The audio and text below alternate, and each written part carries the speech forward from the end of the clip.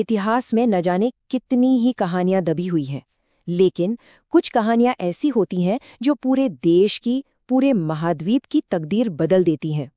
आज हम एक ऐसी ही कहानी सुनेंगे, एक ऐसे साधारण नौजवान की जिसने अपनी किस्मत खुद लिखी और बना भारत का पहला महान सम्राट। जी हाँ, ये कहानी है चंद्रगुप्त मौर्य की। तो चलिए उनकी इस असाधारण यात्रा को और करीब से जानते हैं। देखिए, ये सिर्फ कहने की बात नहीं है, ये एक ऐसी सच्चाई है जो इतिहास में सुनहरे अक्षरों में लिखी है।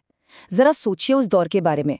एक ऐसा भारत जो छोटे छोटे आपस में लड़ते हुए राज्यों में बटा हुआ था, और फिर एक शख्स उठता है और उन सबको एक झंडे के नीचे ले आता है, एक विशाल साम्राज्य की नींव रखता है। ये कहानी उसी शासक की है जिसने उस समय के हिसाब से जो सोचा भी नहीं जा सकता था, उसे हकीकत में बदल दिया। तो आखिर ये सब शुरू कहाँ से हुआ? कहते हैं ना, हर बड़े सफर की शुरुआत एक छोटे से कदम से होती है। चंद्रगुप्त की कहानी की शुरुआत भी कुछ ऐसी ही थी, एक बिल्कुल साधारण सी जगह से, जहां शायद किसी ने कभी सोचा भी नहीं होगा कि यहां से निकलने वाला एक लड़का भारत का भविष्य लिखने वाला है। जरा कल्पना कीजिए, एक साधारण सा परिवार और उसमें एक लड़का। शायद किसी को उसमें कुछ खास ना दिखा हो, लेकिन उसकी आंखों में एक ऐसे साम्राज्य का सपना था जो अभी तक किसी ने देखा नहीं था। सच तो यह है कि उनके शुरुआती जीवन के बारे में इतिहास में ज्यादा कुछ मिलता नहीं है, सब कुछ थोड़ा धुंधला सा है।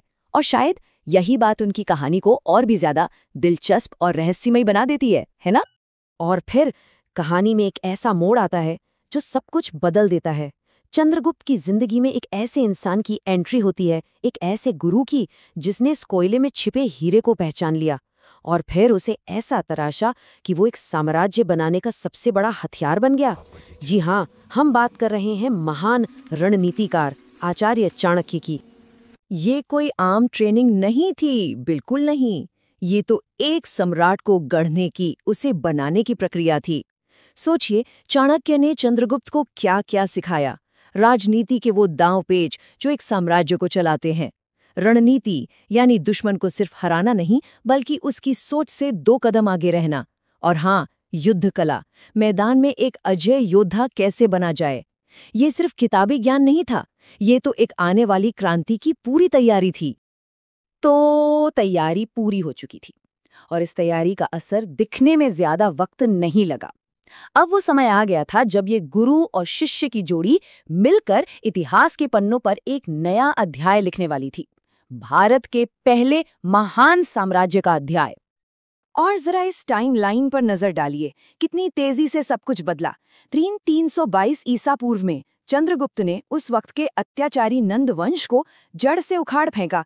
फिर अगले ही साल सबसे शक्तिशाली राज्य मगध पर विजय हासिल की, और फिर बस देखते ही देखते 320 ईसा पूर्व तक भारत की धरती पर एक विशाल मौर्य साम्राज्य खड़ा हो चुका था। कमाल की रफ्तार थी। लेकिन कहानी यही खत्म नहीं होती। भारत को एक करना तो एक बड़ी बात थी, पर अब असली परीक्षा बाकी थी। अब चंद्रगुप्त का सामना होने वाला था दुनिया की एक सुपर पावर से। जी हाँ, सिकंदर महान के जनरल और उसके उत्तराधिकारी से। और ये जो टकराव हुआ ना, ये चंद्रगुप्त की काबिलियत का सबसे बड़ा सबूत है। देखिए, उन्होंने सिकंदर के जनरल सेल्यूकस निकेटर को सिर्फ लड़ाई में नहीं हराया, नहीं, उन्होंने कूटनीति मतलब डिप्लोमेसी का ऐसा इस्तेमाल किया कि सेल्यूकस को एक ऐसे शांति समझौते पर साइन करना पड़ा जो पूरी तरह से भारत के हक में था। यहाँ तक कि एक शादी का गठबंधन भी हुआ। तो ये सिर्फ एक जंग की जीत नहीं थी, ये तो वर्ल्ड स्टेज पर मौर्य साम्राज्य का ऐलान था कि हम भी यहाँ हैं।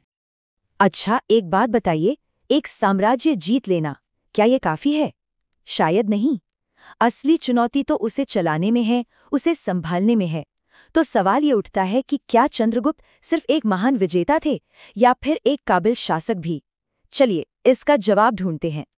देखिए, चंद्रगुप्त इस बात को अच्छी तरह समझते थे कि कोई भी साम्राज्य सिर्फ तलवार के दम पर लंबे समय तक नहीं टिक सकता। उसे चलाने के लिए चाहिए अच्छा शासन, यानी गुड गवर्नेंस। तो उन्होंने क्या किया? एक मजबूत एडमिनिस्ट्रेशन बनाया जिससे फैसले जल्दी हों।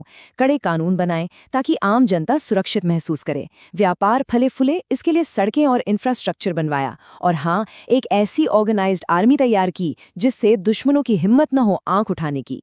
ये सिर्फ एक सिस्टम नहीं था, ये एक स्थिर और खुशहाल देश की बुनियाद रखी जा रही। और अब हम पहुंचते हैं चंद्रगुप्त की जिंदगी के आखिरी पड़ाव पर।